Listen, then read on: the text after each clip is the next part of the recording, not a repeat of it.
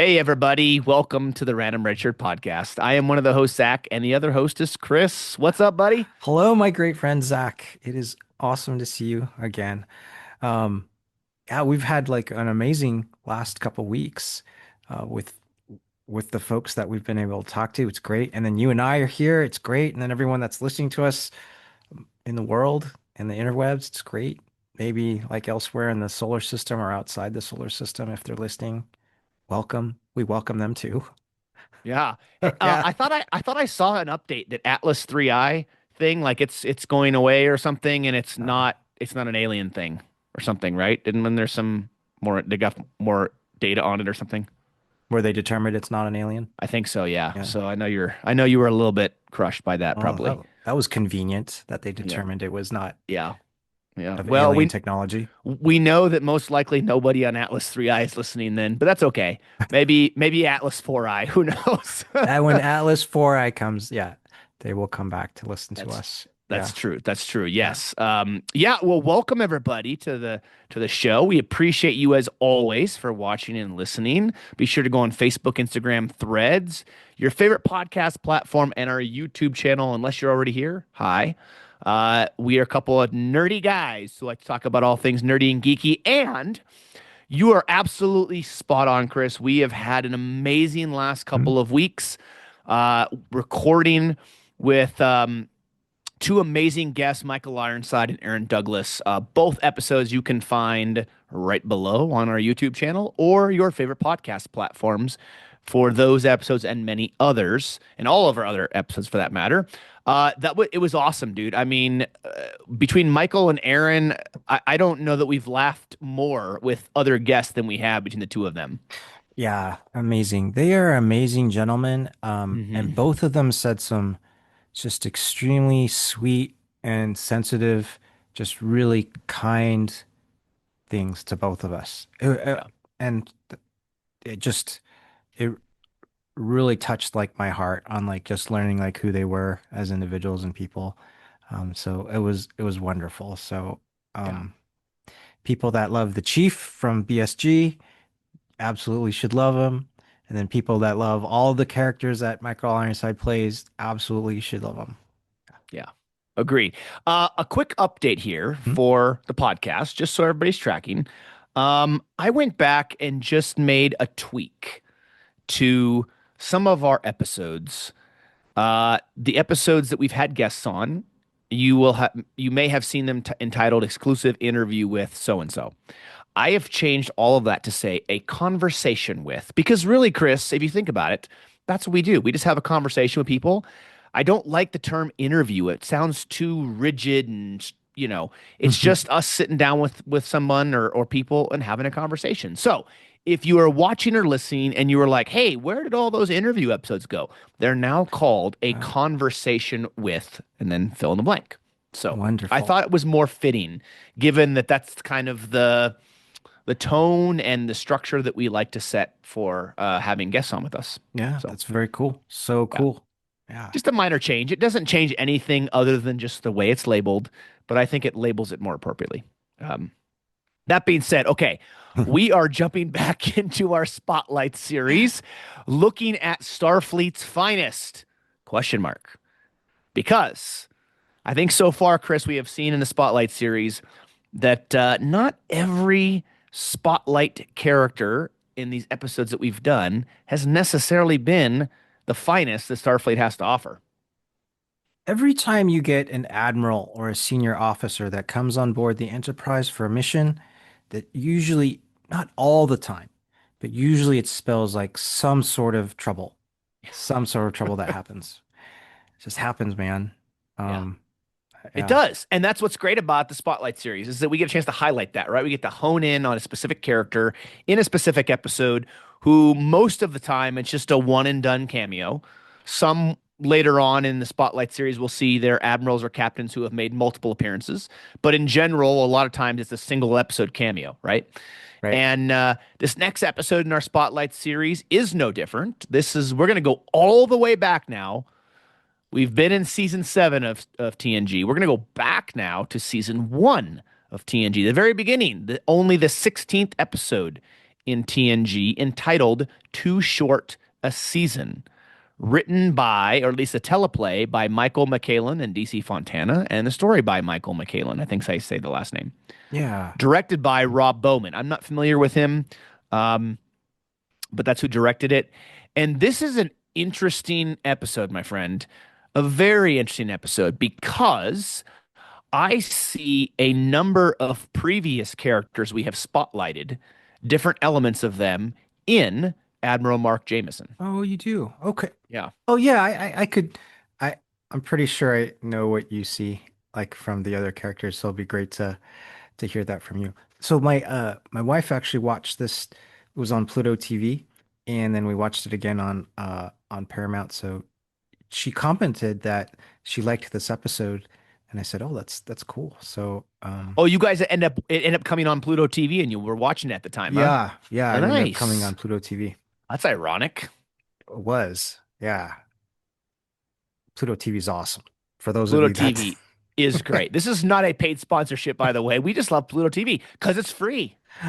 It's free. You don't have to do anything, and they have different channels. Like we've mentioned on the phone, Chris, where you've said that yeah, we the other day we were at home and we just put on the TNG channel on Pluto TV and it just ran in the background. We that's watched some right. and same thing for me. I had the DS9 channel on Pluto TV on for a while and it just ran. And then I'd watch some of the one or two episodes randomly off of the X-Files channel. I had Oh, watched that's one off. right. Yeah. Yeah, I had watched one off of the TNG channel. So, but I've had a lot of the DS9 channel on in the background. Surprise, surprise. No, that's okay. That's good. It's a calming thing. No, it really is. It Yeah. 1000% is. But yeah, okay, let's jump into this, Chris. Too short a season, season one, episode 16 of Next Generation. And our spotlighted character, as I just mentioned a couple minutes ago, is none other than Admiral Mark Jameson, who is, dare I say, a little bit past his prime. He's 85 years old, as I But he believe, looks right? like he's Yeah. 185 in this. I mean, they really lathered him up with the prosthetics. Oh, it was a lot of prosthetics. Yeah. Yeah, He yeah, has he has Iverson's disease that has deteriorated his body. His wife that he's been married to some for a long time is now like essentially his caregiver yeah, and taking care of him. But he has been called back for a mission to, I believe the name of the planet is Mordan. yeah. And he's called back to Mordan 45 years later after a previous mission that he had in Mordan for similar circumstances in which it is to save hostages. And so he is now on the Enterprise. The Enterprise has picked him up from Persephone 5, and he is the senior officer and the officer in charge of this mission, which he makes sure to remind Captain Picard every chance he gets. I want to say in this episode, maybe at least 5 to 6 times, he makes sure that Captain Picard knows he's the officer in charge of this mission and he's the senior mission officer.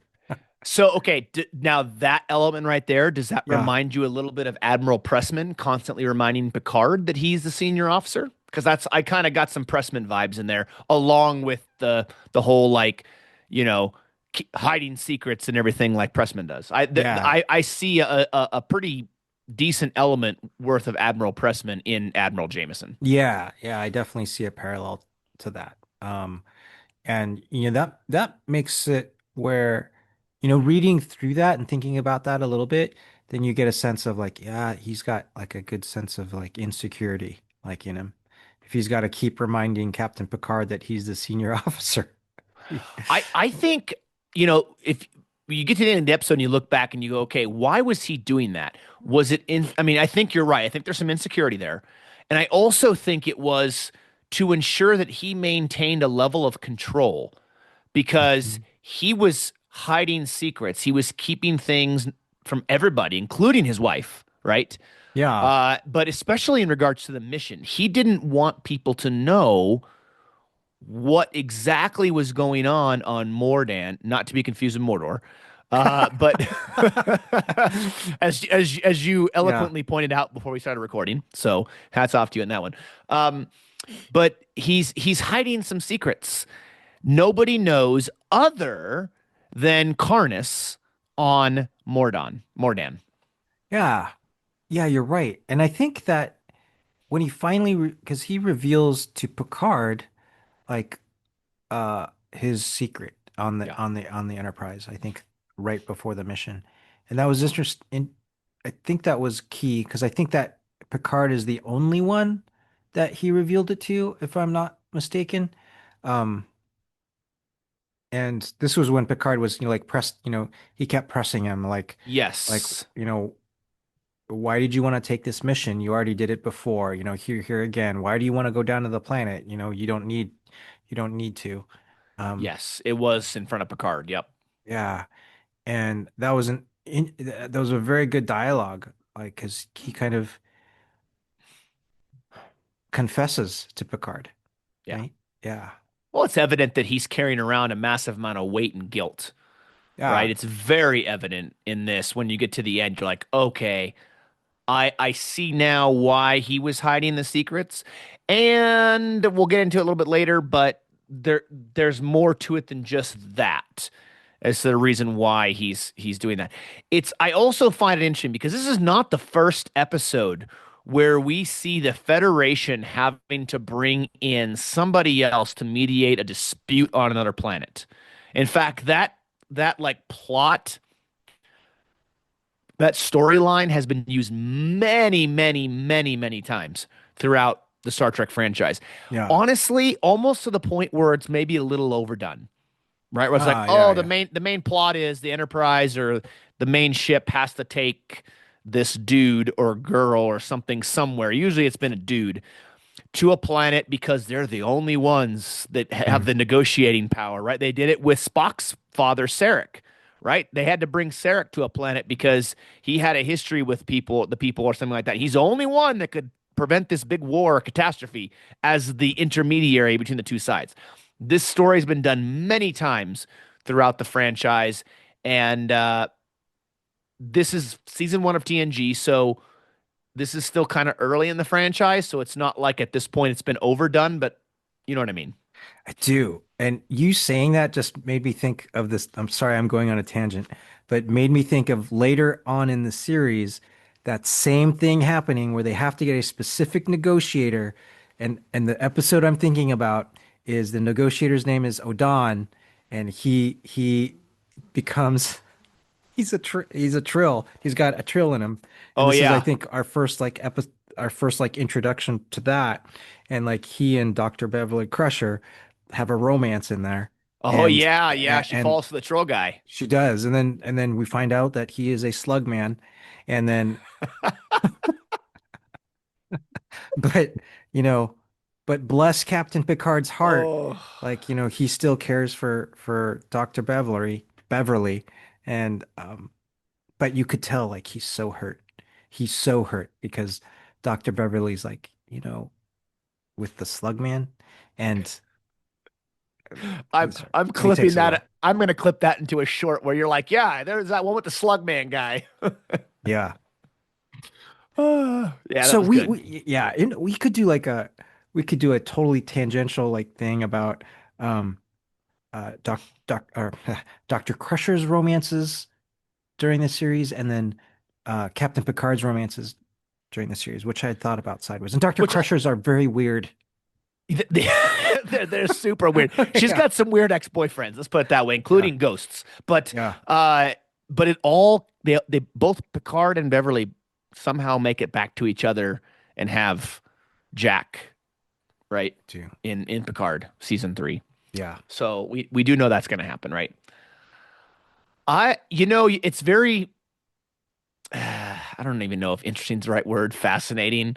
Um, Mhm. there was another episode of TNG where that dude brings what appears to be his old mother with him, and it's really this girl that he cast all his feelings onto, and it aged her, and he tried to get with Troy and do the same thing. And wasn't he mediating something? Oh, yeah.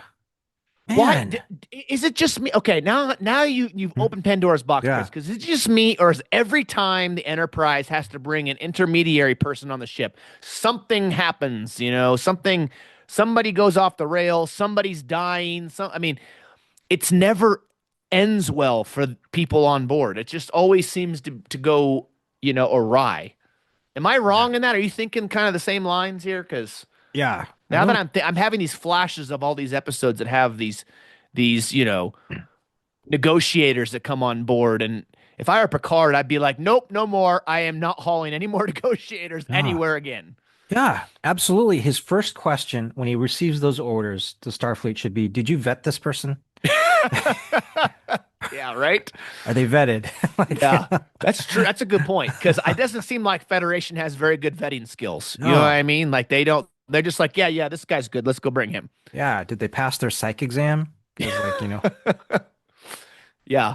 oh, Uh, when they come on the transporter pad, Troy needs to be standing there and psychoanalyzing them. yeah. Like, yeah, this guy's crazy. Let's beam him back down. Beam him back aboard the other ship. We don't want him on board our ship. Nope. Yeah, absolutely. We can't do Absolutely. it. And you do Yeah, that. yeah. Yeah. So Admiral Jameson in the beginning seems like a well-intentioned guy. Right? He's old, like you said, he's got the Iverson's disease, which there's no cure for, which slowly erodes the body. But they also mention the body's breaking down, but the mind is still sharp. So that's where Admiral Jameson is being called to do. Uh, my other thing is okay. So he's an admiral. He's got this disease where his body is deteriorating. Why is he still serving? Number one, if he is almost to the point of physically unable to. Mm, And number yeah. two, is this the first time we see a senior officer slash admiral in Star Trek doing drugs while trying to do something? I mean, this dude took some alien Oh, drugs to de-age himself, and instead of being patient, he's like, "No, I took both doses. he took I both. couldn't." Yeah, he's like, "Couldn't wait long enough. I took." Basically, he tried to OD on these drugs from some alien planet to de-age himself, and it didn't turn out very well. He didn't. So we have an admiral who, again, bad vetting, Chris, Yeah, bad bad vetting. betting. Yeah. An admiral who is taking some type of psychedelics that Yeah, and going to negotiate a hostage situation. that's right. Yeah, because he called it an herb drug mixture. Yeah, Yeah. that's yeah, he's taking psycho drugs. He's Cheech and Chonging it, Chris. He's Cheech He and Chonging cheats. it. Uh, Took both doses which at once. He's which high, man. He's high. which you think would have made, would have put him in perhaps a better mood, but he just seemed very irritable all the time. Well, I mean, I think you're right. Yeah. He's irritable because I think he's trying to get there. He's trying to get this thing figured out and fix his mistakes before anybody finds out his secrets. I Hmm. think is what's trying to go on. He's kind of like racing against time, it seems like. Yeah, which is the theme of this episode, the Yeah, racing against time, right? Yeah, that's because true.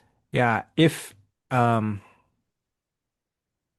you're right, he definitely does not want anyone else to discover the secrets of like what he did. Even his Uh, wife. His wife right. doesn't know.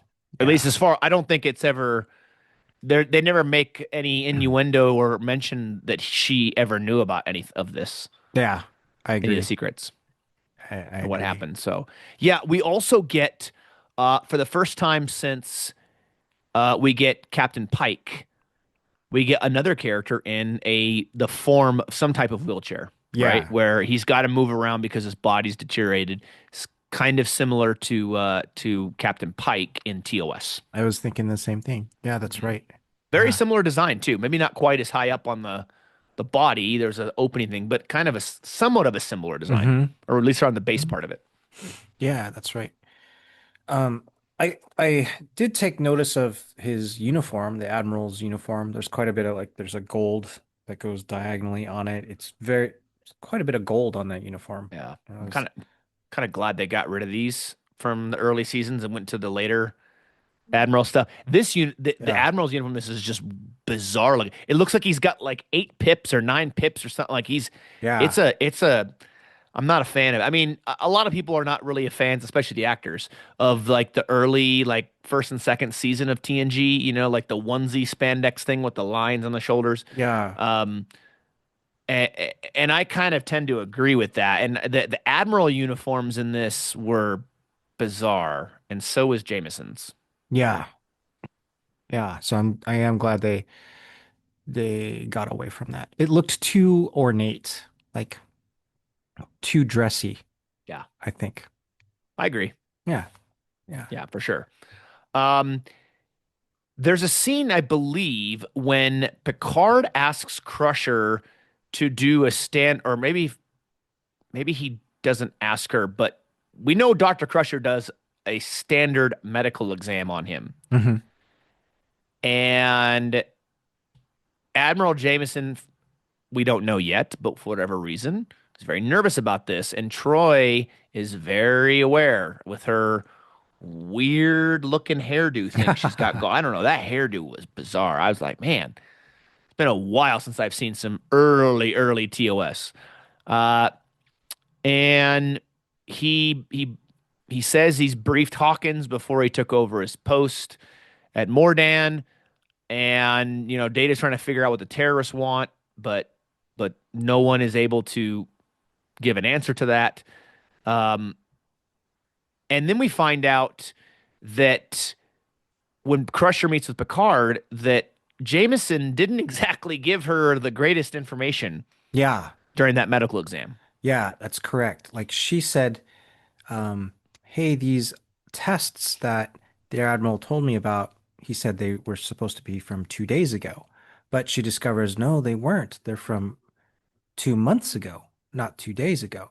And and this is a nice scene between Dr. Beverly and the captain, because she says, Captain, my gut is telling me that there's something off. There's something not right. He's hiding something from us. And Picard has kind of gone along with up until now to kind of, I don't want to use the word trust, but he hasn't contradicted like anything that the Admiral had said. And so when Beverly says that, he looks at her and he says, "Wow, that sounds like something that I would have expected to come from Counselor Troy and not you." And then did you see the look on her face? Like she was very offended on that. She was, yeah. Yeah. I Yeah. think it's Picard's. It's almost like she got offended because Picard is almost calling her more of a counselor than a doctor. Yeah. I think that's kind of what must have set her off a little bit. Yeah. Yeah, I think so. Because she's always about like wanting you to do the proper tests and getting the information. And like when she said that, hey, I'm using my gut to do this. Yeah. I like that scene between them. And then Yeah. he notices that, like, and then he makes sure he goes by and he sits next to her and says, Dr. Crusher, I just want you to know you're very important and I really need you to take care of the Admiral and need you for this mission. He's trying to pull a boot out of his mouth, I think, or Yeah, he something on that, was. right? Yeah. Yeah. Yeah, yeah, Yeah. yeah. I think I know what. So when Jameson gives Beverly the 2 month old data and not the 2 day old data, I think it's because Jameson knows. Well, that means that he must have visited the planet to get the meds, you know, Mm, uh, in less than 2 months ago, right? So the data's from before he got took the meds, yeah. and I think because of that, he knows if I've got to give her data that's like 2 months old and not newer stuff, because if I give her the new stuff, I'm gonna pop positive on the urine test. It's gonna That's right. happen. I'm gonna pop positive if they give me a no notice P test, Chris. So he That's right. had to give her the old data because And there he has the drugs in his system, right? That's right. He's going to take the drug test. They're going to find that it's positive. They're going to take away his gold stripes, just like they would take away a gold medal. Get, you have the positive drug test, and then I'm sorry, they Yeah. and take that away from you. Do you think? Okay, this is maybe I shouldn't say this. This is so outlandishly stupid. This is so outland. Why this even popped in my brain? I think it's from another movie or a show or something that I don't remember exactly which one. But where if how it's kind of like a funny outtake where Admiral Mm, Jameson goes up to Data and be like, "Hey, Data, I'll give you $10 for a sample of your urine. Oh, Oh, sorry, oh, sir. I yeah, don't urinate. You know, like I don't know. yeah, That was so outlandishly stupid, but he's trying to buy somebody else's urine so he doesn't pop positive on the drug yeah, test. I mean, yeah, it's very. Yeah, I'm being very stupid here, but in essence, though, right? He's an admiral and he's taking drugs. There's no other way around it. He's taking drugs that are having a massive effect on his body because they are literally de-aging his his DNA, his genes. And we yeah, see kind of the effects of that as the episode goes on and some of the reports that Crusher provides. yeah, yeah. Um, that's right. We do, Chris. We also see Geordi at the con wearing a red shirt The red shirt. and not the chief engineer wearing the mustard gold. So this is before Geordi has been promoted to chief engineer of the Enterprise. That's right. And he's looking pretty good at the con. Yeah, And we got to remember, I think it was this first season that um Jordy got to command the battle bridge too I in the think in the so. first season. Yeah, I think so. Yeah. And then we also, on the away team, we got to see Tasha before she's killed by the oil monster, stupidly killed by the oil monster. So she was in the episode beaming down for a split moment. She was there. So that was nice to see Tasha it again. was nice to see Tasha. You Yeah. know what? You know what? We love Tasha. We do. Um, in complete tangent. As my wife and I were watching an episode with Tasha on it, I happened to say, "Isn't she like really dramatic?" Tasha is because she get often like her reactions to whatever is going on is very dramatic or like very dramatic reaction. Well, Chris, she takes her job seriously. I mean, she's at before Worf is promoted to the position because she's killed by the oil monster. Yeah. She's isn't she chief of security on the ship? Yeah. I think she She's is, chief right? of security. Yeah. Yeah. You got to take chief of security job seriously, man. You can't be joking around and saying stupid things like I do. You're the chief of security of the flagship of the Enterprise. It's a big job. It is. It is a big job. And like when we're watching All Good Things, like when Captain Picard accidentally says to Worf, like, Mr. Worf, why don't you do this? She jumps in like really quick, sir, aren't I chief of security? Like that was immediate. Yeah.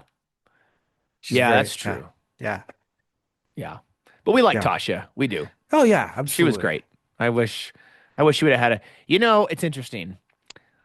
Tasha had a really dumb death. Hmm. The oil monster thing, right? Jadzia had a really dumb death, killed by a possessed Uh, Ducat. yeah. Why is it some of the best characters, at least in Star Trek, have the worst deaths? I don't get it. Data, I mean, well, maybe his death wasn't. I think his death was bad just because he, in theory, died, but maybe not, right? But like, I understand, like, he was sacrificing himself, but still, it's like, ugh, we had to do that. I don't know. Kirk's death. Oh my gosh, Kirk's death might have been the worst. That Viridian 3 falling that off a bridge, yeah, and that that was one was dumb. inexcusable. Yeah, you can't kill Kirk, let alone that way. If you're gonna kill Kirk, do it the way Kirk would do it, right? Go out in style. Have him doing the Kirk chop at least one more time. He didn't even get to do that, dude. He didn't get to do it. He Didn't. just he just struggled with Dr. Soren on the bridge, and then next thing you know, he's laying underneath it going, "Oh my," you know. Yeah. Yeah.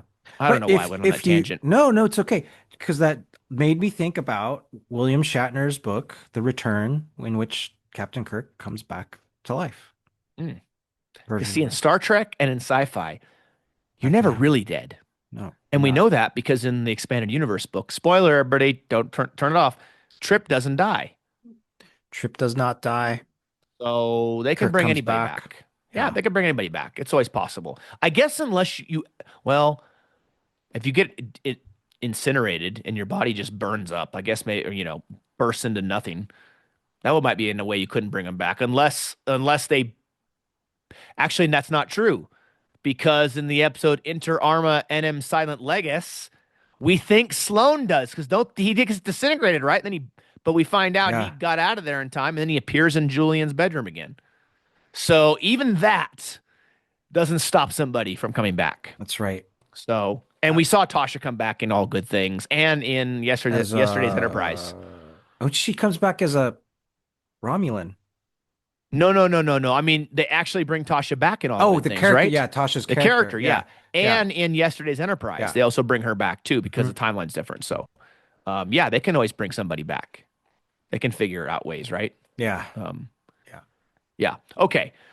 So Crusher does mention that there's no known cure for Iversons, and it's not meant to go into remission because all of a sudden Admiral Jameson's starting to take some baby steps outside that chair and starting to do things, and she's like, what's going on here? This isn't possible. Yeah. Admiral Jameson's able to take the con when they're approaching the planet. Captain says, "Would you like to take the con?" Uh, and he does. He gets up out of his chair and he walks over, and everyone's like looking shocked and concerned. And he takes the con, and I think he makes a remark, and then Captain Picard has to go. It's temporary. Uh, so he's like, It's "Yes, true. I know it's still your ship, Picard." Yeah, and Crusher does tell Picard that she detects an unknown chemical or unknown chemicals in his bloodstream, Yeah. aka he's popped hot for the drug test. He has, right? I mean, he has, and that there's no trace of the Iverson's disease, which she thinks is like it's impossible, right? Because this is an incurable illness that they don't know, they don't have anything for, which is very interesting because in the world they live in the late 2300s, I mean, their medicine is we're like the Stone Age medicine Hmm. compared to where they would be at. And yet they have a disease like this where they haven't been able to figure it out yet. Now, do you think, Chris, if Admiral Jameson, now, of course, I think he took it to try to hurry to speed up the process so he could do this negotiation that he wanted to make up, we'll get into, but like he wanted to make up for what he had done in the past. If that hadn't happened and he had just taken the dosage the way it was intended to, do you think he would have had this issue? No, I don't think so. I think it was because of uh the overdose and taking all of the drug at once that Yeah, probably gave the issue. Yeah. I Because agree. yeah. I agree. I think he had mentioned he had already been taking it for some time, like in the recommended doses. Um, and it wasn't up until he had knowledge of this mission and they asked him to do this mission that he decided, okay, this is his mission. And then he took both like all the rest of his and his wife's like portion of the drug. So yeah. I agree. I agree 100%. And the first time I believe that we see the de-aging signs in Admiral Jameson is in his quarters, and his wife notices that he looks like he did in his 50s or something like that, Hmm. or 60s, or he aged like de-aged like 20 or 30 years, and he looked better. And even he's like, yeah, I feel better. We go into the bedroom, like, ha ha ha, like, pinching at her and stuff. Like he's got his libido back and everything. And so that kind of happens. And then I believe that's when Picard shows up. And Hmm. Picard notices that, oh, what's going on here?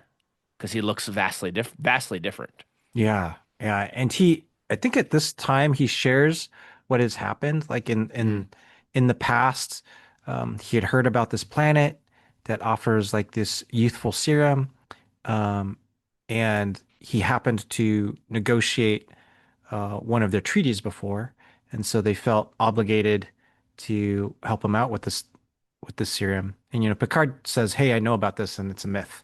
And Jameson says, "No, it's not a myth. This is actually real, and they gave me this, and I've been taking it for the last some time now. It's supposed to rejuvenate my body." And it seemed like he decided when he was going to do this at the time that he discovered he had Iverson's disease. So he'd said, "Hey, I've been thinking about this for some time now.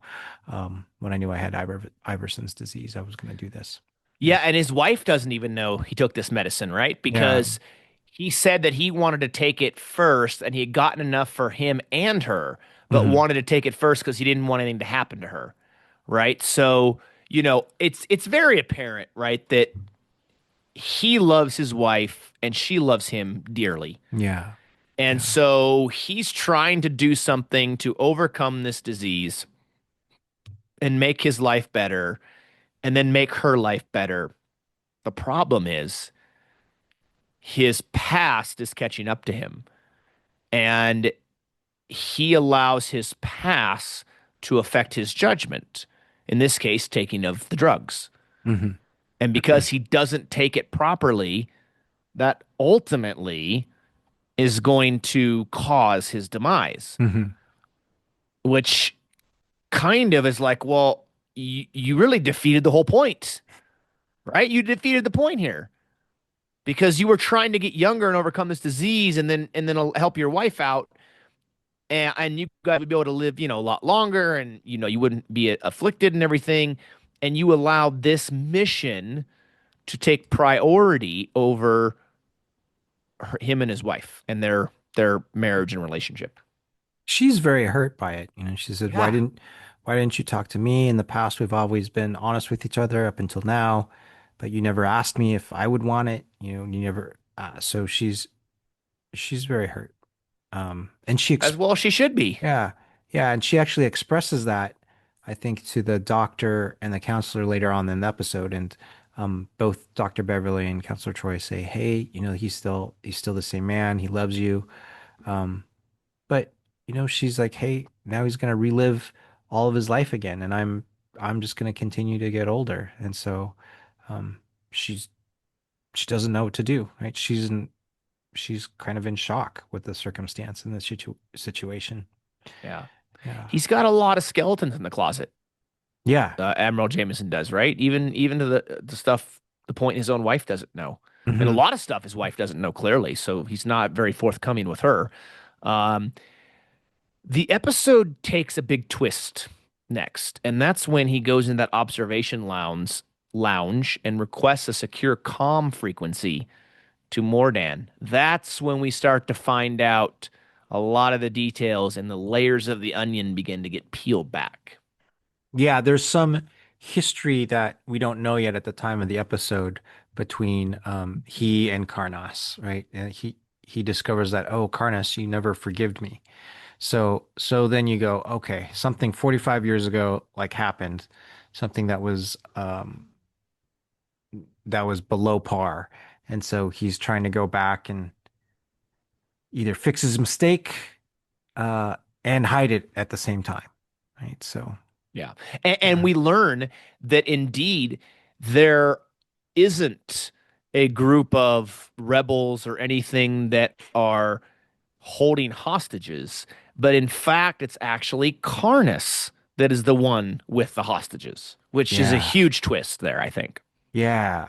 Yeah. And this episode doesn't spend a lot of time on this aspect of the story, but um Karnes is very like m he's very mentally damaged from what happened like 45 years ago. He completely blames um Jameson. Karnes as an individual is not taking like any self-responsibility on how his world could have sought peace if it wanted to. No, it's just pretty much saying, no, the reason why um, we had the Civil War is because of you, Jameson, is because of you. And I want you to feel that. And um, that's an interesting dimension. I think Karnes kind of at the very end of the episode, um, when he witnesses Jameson die, he has a little bit of a turn of heart where he feels like sorrow, and then he goes, "No, I need to cooperate," and he has a little bit of feeling of remorse and responsibility. But that is an interesting, I think, aspect of this story. Yeah. Absolutely. And we also know as the episode goes on, we get to a point where Admiral Jameson is adamant that he leads the away team Yeah. to go rescue the hostages, because things have changed, right? And he tells Picard, like, nope, we're going to go get him out by any means necessary. We're going to take him out by force if necessary. And you can see on Picard's face, he's like, okay, something's different here, right? Something like he's perplexed a little bit because something's changed. This is no longer a negotiation. This has now Yeah. become an armed rescue mission. Yeah. And I think as the episode goes on from this point forward, I think Picard is a bit miffed that Jameson has kind of pulled a sheet over his eyes a little bit, or wool over his eyes, so to speak, to coin a phrase, and that Jameson has been hiding a lot of stuff about what's going on and his involvement in the past that he didn't know about before. Again, Federation doesn't know how to vet their admirals, apparently, They as you don't. said. Yeah. We need to vet them better. They do. They do. Yeah, I mean, come on, all this technology, they can't run a simple background check. I mean, I guess maybe this stuff got left out of the background investigation. exactly. He did his investigation for his classified clearance, and apparently that he didn't fill out his forms properly and decided to leave that part off. That's right, man. We need to give some suggestions to Starfleet Command Yeah, I think on how to.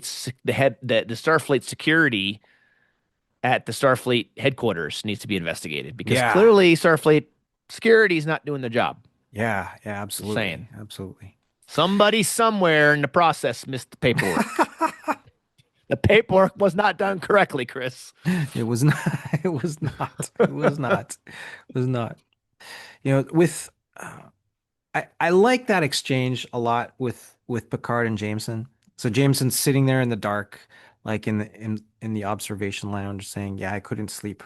And Picard comes in and goes, "Yeah, I couldn't sleep either." Right before the mission. So they share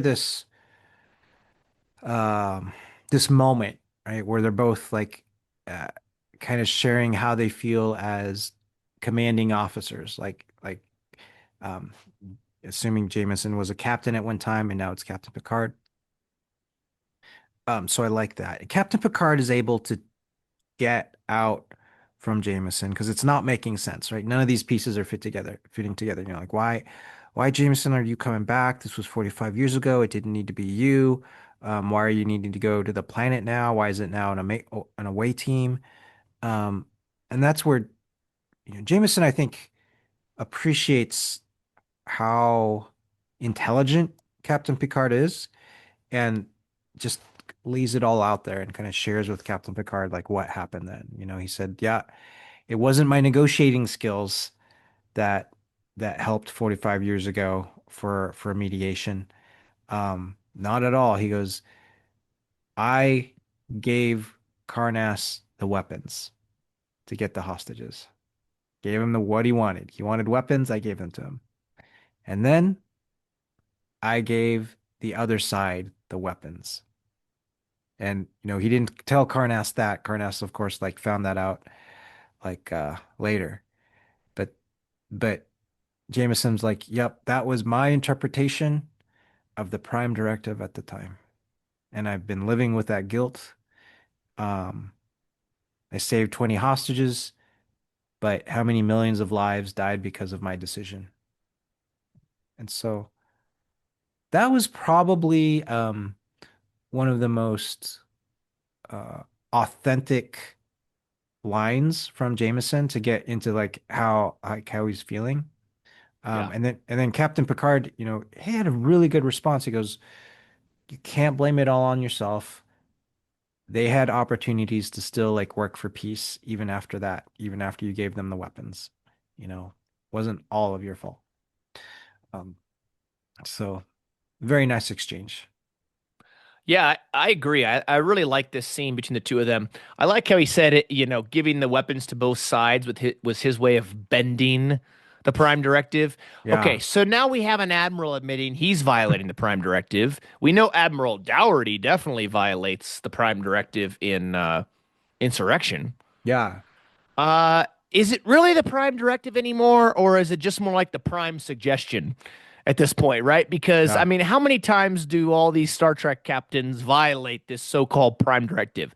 yeah. Many times. Many times. Many times. Once again, Chris, Starfleet security is not doing their job. Right. Uh, I, if you are violating the Prime Directive, and this is the Prime, this is the numero uno, Mm-hmm. right? It's no bueno. No bueno. Numero uno, my friend. This is supposed to be the top thing, right? Like the you shall not no you shall not pass kind of a thing, right? General order number one. Yeah. Yeah. At this point, why is it General Order number one? Why don't we just make it General Order number 7,462 and just bury it somewhere in paperwork? It doesn't. That's not number one. Yeah. Uh, so he bends the Prime Directive.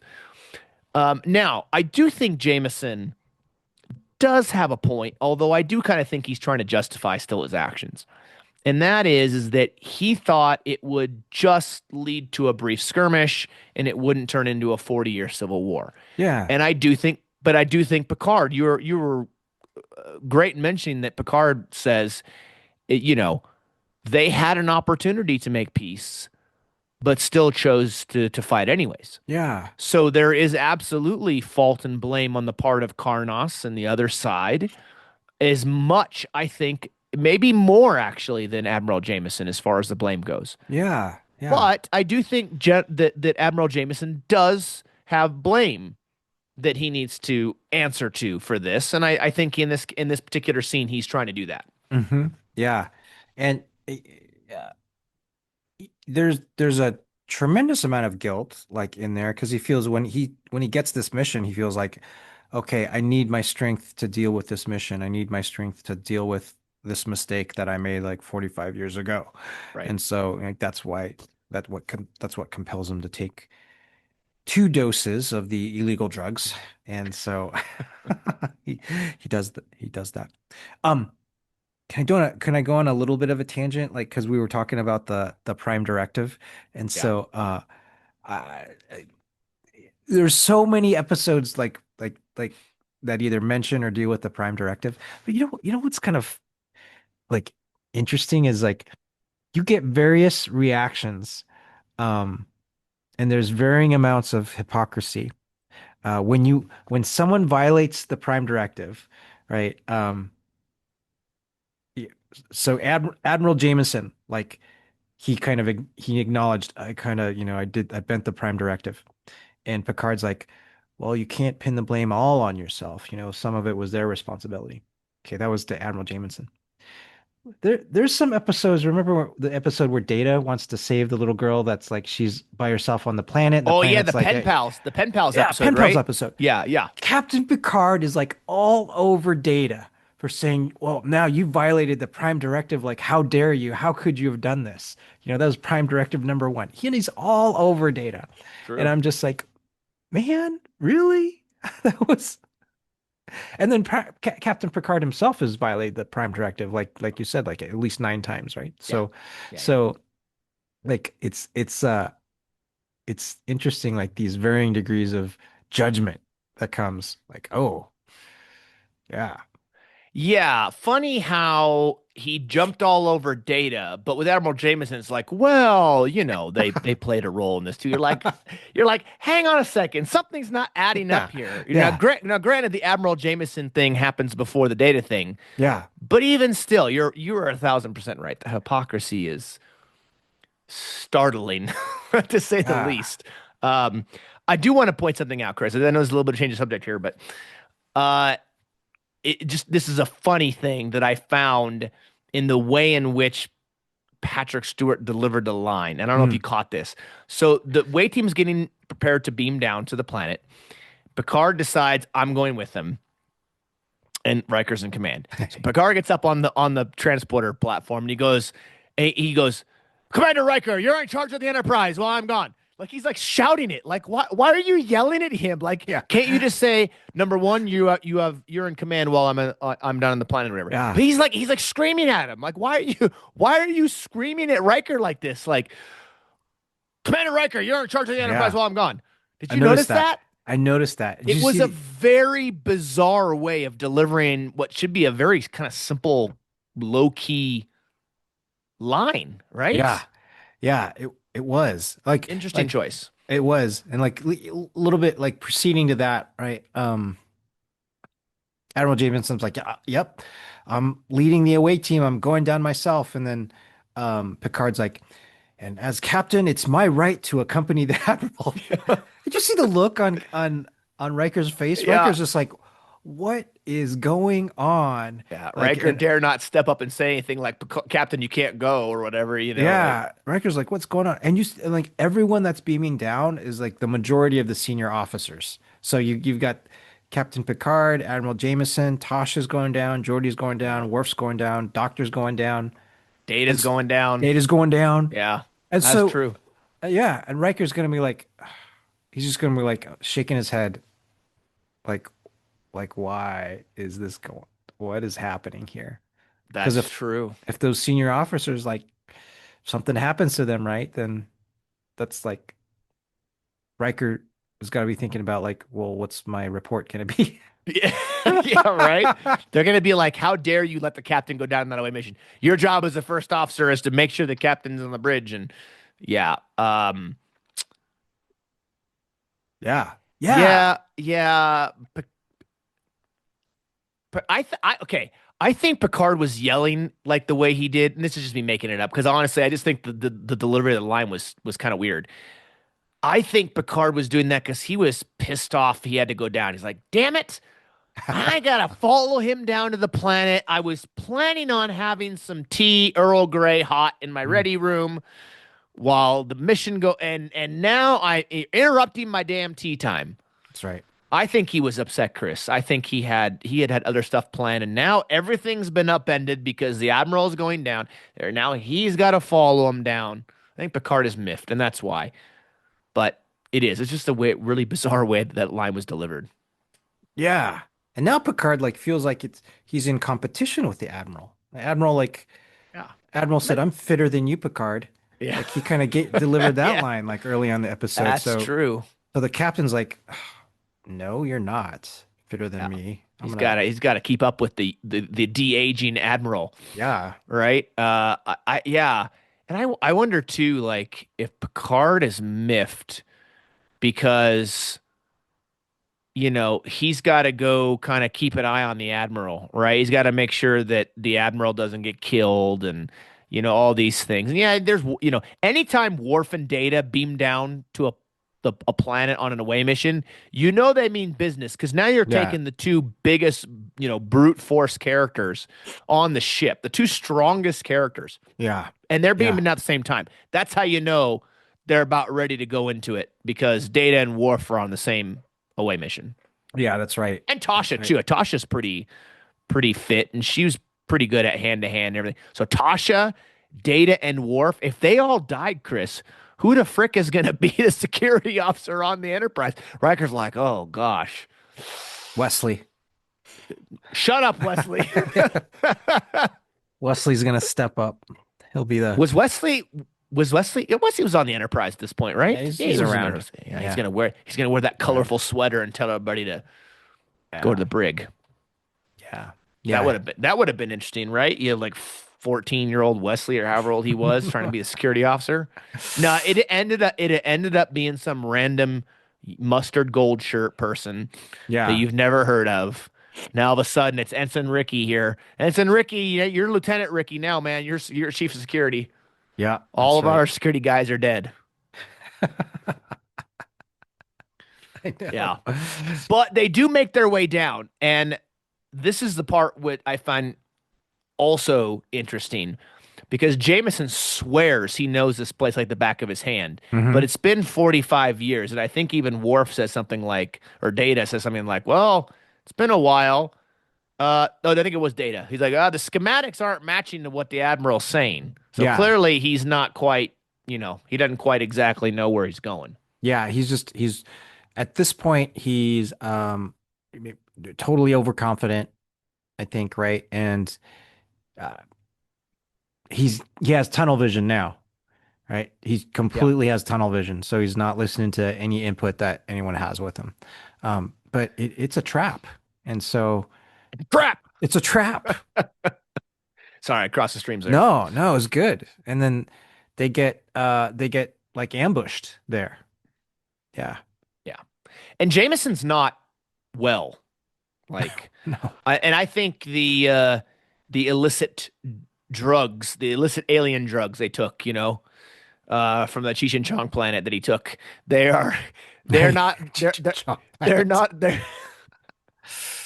They're not Yeah. only affecting his body, Chris, they have to be affecting his mind, Oh right? I yeah. mean, at this point, I mean, I mean, at this point, when they beam down, he is the youngest he's going to look in the episode. hmm hmm That's right.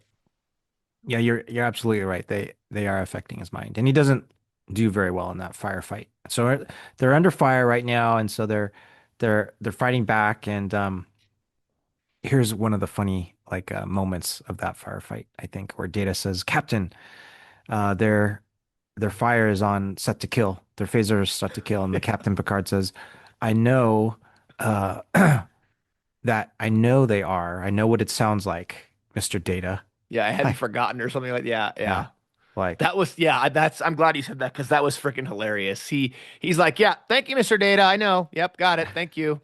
And Data's just try I mean, Data's just trying to be helpful, right? he's just You trying know, to help. he's just doing his job. And the captain's like, yeah, I got it. I think Picard's stressed. He's got this admiral Yeah, down here. The admiral's not well. He had to go down to the freaking planet. He doesn't want to be there. And he's trying to make sure the admiral doesn't die. And I think Picard's really stressed, my friend. I y- really do. you're probably right. You're probably right. He is probably stressed. Yeah, he's carrying with them like, he insulted Beverly like few hours ago, days ago, and like she's with him Yeah. too, and he's got to be thinking, oh, Yeah. yeah, He's how's stressed on multiple fronts. mm-hmm. Really, yeah, he's getting shot at by dudes with their phasers are on kill. He's got Beverly on over his shoulder. He's got the Admiral who's looks like he's 17 again and is not well. And then there's a scene where he falls over in the middle of the firefight, like grasping his chest again, like he'd had far too many Red Bulls before they beamed Yeah, down, you yeah. know, Which and he he's ha jittery. He That's had probably two. what the drug is. That's Like, probably what it is. Red Bull does not give you wings. It gives you chest pain yeah, when you drink too many. I don't know. I don't drink Red Bull, but I'm just saying from people have told me. But yeah, I think I think that dude Picard's got to be stressed. He's in a you're right. firefight I think you're with a right. de-aging admiral, I and think the you're right. admiral's now on the floor grabbing his chest. Yeah. So Yep. Admiral's grabbing his chest. He's on this planet where Admiral messed up the Prime Directive before.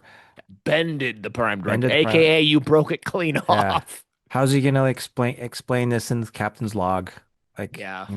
who's gonna back it up? Ooh, that wouldn't that be it? That'd be a what kind of captain's log report would this be after this mission? Oh, how do you spin that one so it doesn't look bad? Data, get over here. Hey, can you recall your chat GPT and just write this report for me? Because I need you to write it so it doesn't look as bad as it actually was. That would be a very good use of data. Actually, would it be Yeah, Data GPT and not Chat that would GPT? be data. Data Yeah, GPT? Yeah, okay. GPT. Okay. Yeah. Data's got that subroutine now.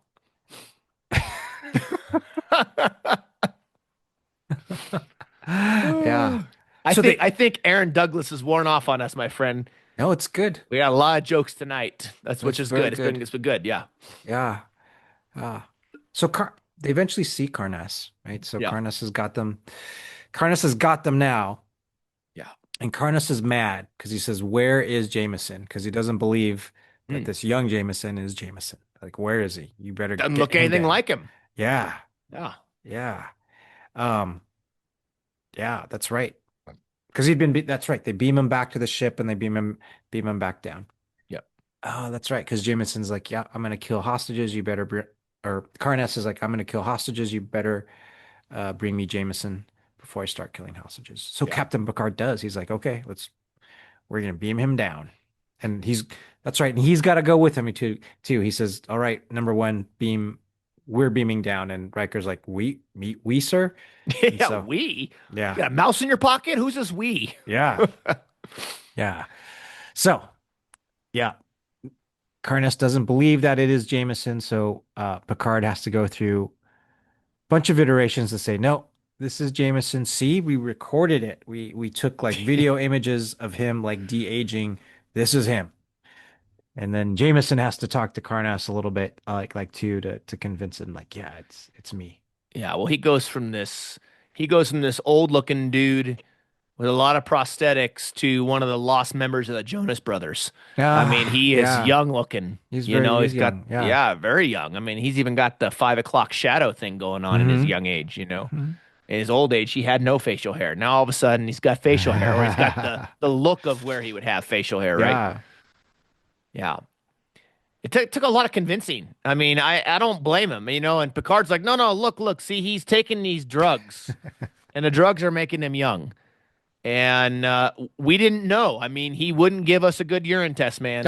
We had no clue.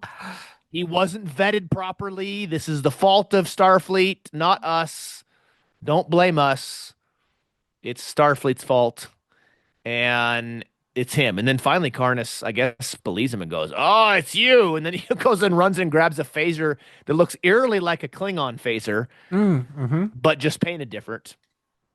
Yeah. Prop Yeah. department's making use of their resources and is gonna go shoot him. I found okay.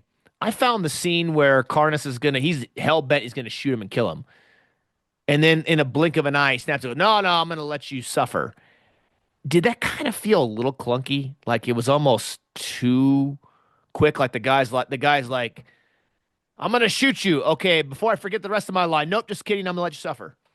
This, It almost yeah. felt like it wasn't as organic maybe as it could have been. Yeah, this is where I feel like this was a good idea of the episode. If Karnas was able to develop a little bit more because uh he wants Jameson to die by the own weapons that he gave them, right? So he's like, "Hey, all this suffering that you gave to my planet, I want you to die by this weapon that you gave us." Yeah, Um, and I think if Karnas had been developed a little bit more, because he doesn't want to shoot him. He goes, "No." He could see that Jameson is like suffering, and he goes, "No, I'm gonna let you like suffer, and your life will end by the choices like you made, right? And so that's punishment enough." And so I was kind of wishing that you got to see that develop a little bit more in Karnas, because he does after Jameson dies. Like he goes to Picard, "Hey, I'm ready to completely cooperate now." You see this kind of sense of uh um anger leave, and because all of his anger had been towards Jameson, and you see that kind of dissipate, and he goes, "Oh, I'm ready to cooperate." And so that would have been interesting seeing how that develop more, because you're right, that was abrupt, right? yeah. So, yeah. I mean, I feel like this could have been a two-part episode, Hmm. if in order to have some, which I know they couldn't because restrictions and everything for the amount of episodes they could do. But it would have been interesting if they could to have that two-parter, so they could do like what you said, which I think would have been great, which is having more of that development of Karnas, Hmm. because I think that might have made the end part a little more organic and less rushed. Almost like Yeah. the end felt really, really rushed once Jameson was actually there. And the episode, and rightly so, did focus on the transformation and the de-aging of Jameson, but we didn't get maybe as much as we could have from Karnas to make it feel more like you to feel really feel the revenge and the anger and the bitterness and the hatred from this character towards Admiral Jameson. Yeah. Yeah, you're right. There's a lot of ideas packed in this episode because these two men have a lot of history. There's Yes. there's history that happened, just like the history between Kirk and Khan, right? Yeah. There's history that happened 45 years ago, and it affected Jameson one way, and it affected Karnas a different way.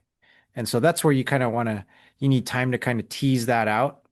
Um, but we only had 45 minutes, so only so Right. much you could do. But those are kind of uh fascinating to explore, like how the choices you make, Karnas made a choice, Jameson made a choice, how those affect you like over time, right?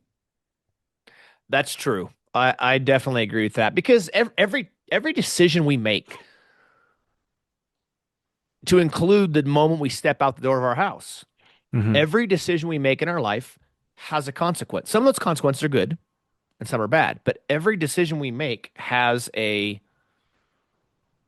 ultimate ending to that choice, right? In some way. And every choice can result in a good thing or a bad thing. And Jameson was so wrapped around trying to fix what he believes he messed up. And I would agree, he did play a part. I think Picard is 100% right. It wasn't completely Jameson's fault. Jameson certainly played a role in it, but so did Karnas and then his side and the other side, right? Like you saw that. I mean, like I said, if they had gotten a two-part to this, it'd have been cool to be able to see some scenes from the planet where Karnas and his side are having some skirmishes back and forth with the other Hmm. side, right? And there's some killing going on. Some people die. There's some fighting, and it's building up and building up and building up towards that moment between him and Jameson. Yeah. We know they couldn't, but um, important to note, not to gloss over too much. DC Fontana, who was a writer, of course, she's passed away now. She was a writer on TOS, so she was around those the early years of Star Mm. Trek as a Hmm. whole with Gene Roddenberry, and then the first couple seasons writing. So she had that kind of writer's room mentality and writing some of these excellent stories that we've seen in Star Trek.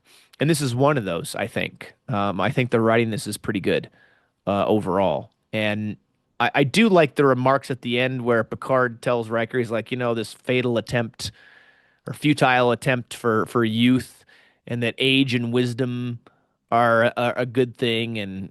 And Riker's like, well, what if you could have one, but you don't have to have the other, or something like that. And Picard says something to the effect of, well, it'd be a waste of being younger or something. And then the Enterprise heads off for another planet, Isis 3, which is an interesting name. Yeah. Yeah. The Egyptian myth character, Yeah. Isis. Yeah. Um, so what did you think about Admiral Jameson as a whole, Chris? We're spotlighting him, or we're focusing on him for this spotlight episode. Uh, we've seen a number of admirals and captains so far in our spotlight series. Commodore Decker, Commodore Stone, Admiral Pressman, Admiral retired Nora Sati, Captain Ben Maxwell. What do you think, Admiral Jameson? What do you see in him compared to some of the other admirals and captains thus far? Hmm.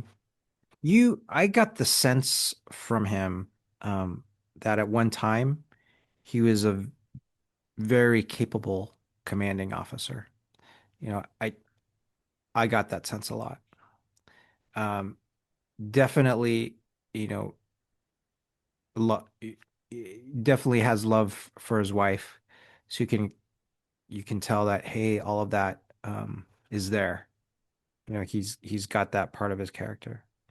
The Iverson's disease obviously devastated him. Yeah. It devastated his body, but it devastated his mind.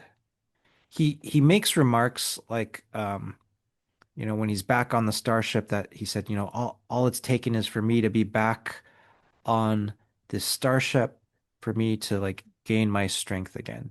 So like not only was he a capable like officer, but he loved being out on the ship. He loved being in the field. He loved making command decisions. He loved being in charge, right? So he was capable and loved being in charge. So Yeah. you got that feel from him there. You also get the sense that he's got a little bit of arrogance that is in with him, and he'll get some tunnel vision where he believes like I'm right. I know what I'm doing. I'm right. And this is what has to be done. And we kind of see these remarks that he gives to Data, that he sees the remarks that he gives to Picard, because he says, no, Picard, like Karnas is like this and this and this, and therefore this is how I need to negotiate, and I'm right. So I'm kind of dismissing like this advice that you're giving. So get a little bit of the sense of like arrogance though. But his once like his mind had been kind of affected by this Iverson's like disease.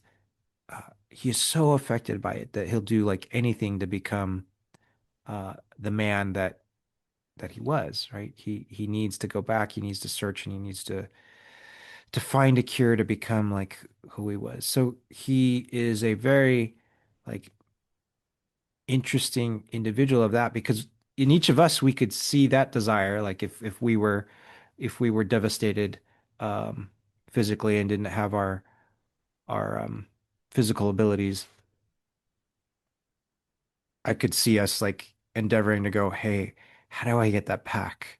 You know, I miss kind of the person that I used to be, and I want to get it back. So it's very easy to identify like that. But Jameson can't accept it. He can't accept like who he is like in the present right now. He can't accept, hey, this is just this is it, right? I have these disabilities, but I can still do other things, even though I've got this like the disability. I can still, um, help Starfleet like in other ways. Um, so he is unable to like accept this about himself.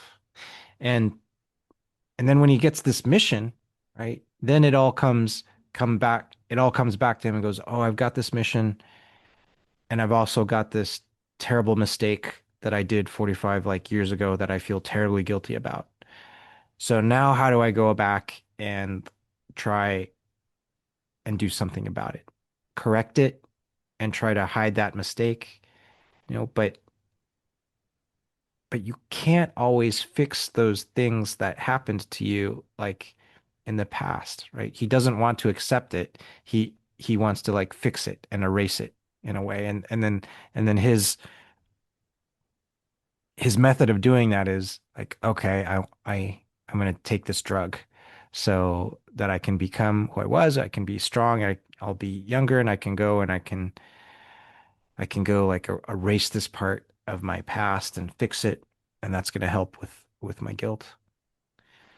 And um, he's an individual that you know can't come to terms with uh, accepting those mistakes that made him who he was, or accepting the physical conditions that like put him in the wheelchair. So that is a weakness like of his and causes him to make these, poor choices. So in a way, you can feel um, sorry for him, and I think that's maybe how we feel like we should pity like Admiral Jameson. Like he made a big mistake; it was a huge mistake. Then he got afflicted by this terrible disease that even damaged his psyche even more. Um, and then makes these choices, and he puts like everyone in peril. So in a way, it's like, yeah, you feel kind of sorry for him. Um, and it's he, yeah, he's a character that like I said before, can't comes to terms with all the choices that he made to make him who he is now, and like or what has happened to him uh to make him who he is now. And Yeah. so yeah, yeah. I feel sorry for Jameson. Pity is I think the feeling that I have for him. Mm. Yeah. And it's in this episode is uh, a great episode to explore like how you think about youth, how you think about like aging, how you think about wisdom, right? Because even at 85, you would have thought, oh, maybe he has a lot of wisdom as an admiral, but he didn't necessarily have that wisdom, right? No, Yeah. yeah, both his body and mind were afflicted by his past choices that inhibited his wisdom. Right. So, yeah, Yeah. yeah, Well, yeah. I How, I I would agree with you on some of that. I yeah, think for me, one of the things I don't think we really highlighted, but I think we probably would be remiss if we didn't mention it, was Hmm. Jameson admitted to Picard that he falsified Starfleet records. That's a big deal. He did. Yeah. That's a big Yeah. deal. Uh, so in that regard, I don't feel bad for him in that sense. Like he made a big mistake. He falsified records. He bent, aka broke clean off the Prime Directive by giving weapons to both sides, thinking, "Oh well, should just be a little skirmish and that'd be it." Like, come on, man. You you give weapons to both sides, you're asking for them to try to annihilate each other. I mean, that was very, very poor choice, to say the least. And then you are so hell bent on fixing or attempting to fix your mistake that you do not follow the little sticker on your drug bottle saying don't take more than X amount in 12-hour period, whatever, right? Don't take. Yeah. And he's like, I'm gonna speed this up, and I'm gonna pop it all, man. And he basically, in a sense, kind of ODs on it, right? Like he takes all of it at once. Like, yeah, I just take it all. Why not, right? And then does it. Not I say he lies, but he hides that, and he hides it from his wife, and he hides it from Starfleet and Captain Picard, and yeah, I think that he is deceitful. Hmm.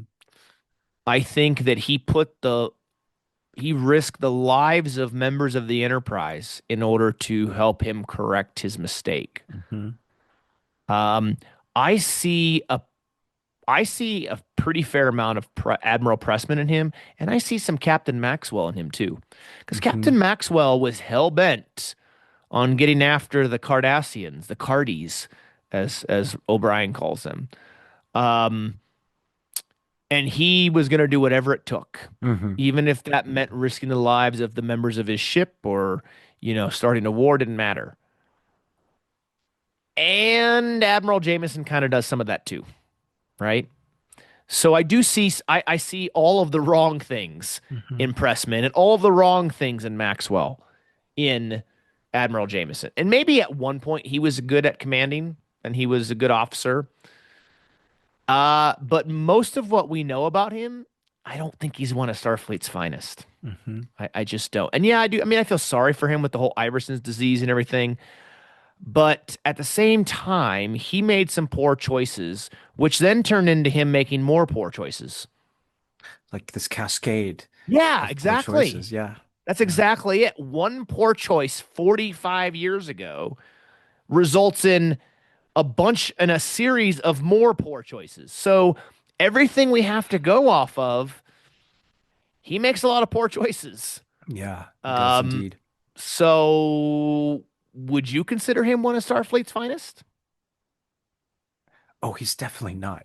Okay, He's yeah, I didn't definitely think not so. one of Yeah. Starfleet's finest. No, no, no. No, I never. I agree. I agree with Yeah. that one wholeheartedly. Very much agree with that one. Where did all these admirals come from, man? They're just I don't like, know, dude. Who's promoting them? That's yeah, what I want to know. They clearly are pulling the wool over people's eyes to make them think that they're this great yeah. thing. And I mean, how many reports are getting falsified to make it look like they're doing good things, but in reality, although I would say, Captain Maxwell was probably a good dude before Mhm. all the Cardassian War Yeah. stuff, and I think we would both agree that Admiral Satie was probably pretty good um, at one point, albeit she lived Yeah. kind of a very lonely life Yeah. and was obsessed with her work. But I think she was probably a good officer at one point. Yeah, I agree. Agree. Pressman, I don't think he was there. I think he was just a pile of garbage from the beginning. Yeah, I And did. and Yeah. and Commodore Stone, I think we can agree was a very fair, very good officer. I don't really think Hmm. we have any negative with him. And Commodore Decker, before the whole accident with the Doomsday Machine, was probably a great officer. Yeah. Yeah, I agree. So I agree with yeah, that. Yeah. yeah, Pressman is like, I always felt Pressman was like a sociopath. yeah. Agree. And a massive narcissist. Yeah. Yeah. Massive. Like he knew what was best, and everybody needs to follow him, into the fire, literally. Um, for sure. Okay. So the next episode of the Spotlight series is going to be none other than TNG's episode Ensign Row, which will be great. We are going to be highlighting Vice Admiral Kennelly in that episode. I'm assuming I said his Mm, name right. mm. And this is going to deal heavily with the Bajorans and heavily with Ensign Rowe and her backstory. And we'll see kind of what we learn about Vice Admiral Kennelly. And is Yeah. he one of Starfleet's finest, or is he a little sleazy and dirty? We'll see. We don't know. We'll find out. I haven't watched an episode in so long. I don't. I, There's not a lot. I yeah. remember some of the Bajoran what like the Bajoran camps and stuff. Like she came from Roe, kind of came from some poverty, and she Hmm. she lived a not a very good life growing up.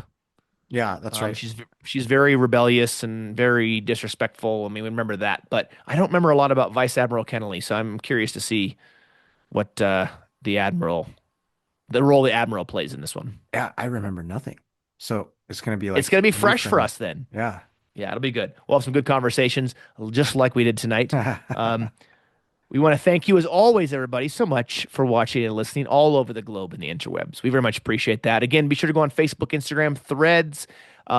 Be sure to subscribe to our YouTube channel to find the video version of this episode and many others. And you can find every episode we've ever done on your favorite podcast platform. So be sure to go check that out. And if you haven't watched the last episode of this Spotlight series highlighting Starfleet's finest, maybe, be sure to go check out The Wounded, where we highlight Captain Benjamin Maxwell, his relationship with Chief O'Brien, and his obsession with the Cardassians. Very, very good episode. We had a great time talking about that. So be sure to go check that out. And of course, as always, be sure to go watch our latest conversations with Michael Ironside Mhm. and Aaron Douglas. You will absolutely love them. They're amazing, amazing, amazing. We cannot recommend them enough. So be sure to go check those out.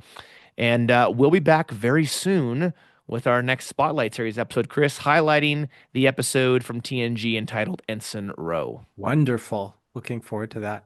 Yeah, Yeah. I'm really loving the look back at TNG. It's great going back and reminiscing and the nostalgia of it, growing up and seeing some of these episodes and renting some of them on this thing called VHS from places like Blockbuster Video and Hollywood Video, and having like two episodes that you could watch and just watching them over and over Hmm. again in 3 days and then returning them back to the video store. For those, some of you may not ever remember that, but for Blockbuster. those, Yeah. yeah, but for those of you Yeah. who do, you know what I'm talking about. But remember, be kind, rewind.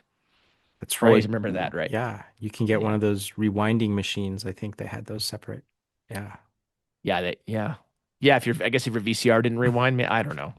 Who knows? Many moons ago. But again, we appreciate it as always, everybody. We look forward to seeing you and talking with you again soon. So take care. And we'll catch you next time right here on the Random Redshirt Podcast.